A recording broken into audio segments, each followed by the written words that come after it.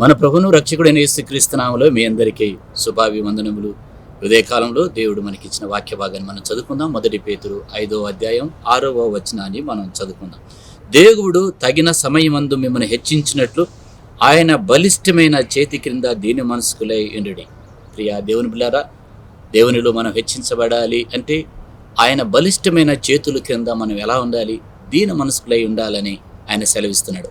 ఆయన తగిన సమయంలో మనం హెచ్చిస్తాడు. కనుక ఈ దినాన దేవుడు మనల్ని హెచ్చిస్తాడంటే దేని కొరకు?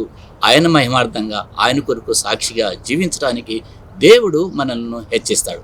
అప్పుడు మనం ఆయన బలిష్టమైన చేతుల కింద దీన మనసుకులై ఉండటానికి మనం నేర్చుకోవాలి. దీన మనసు లేకపోతే దేవునిలో వాడబడలేం.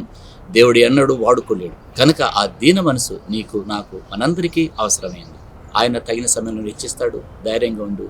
దేవుడు మిమ్మల్ని దీవించునుగాక.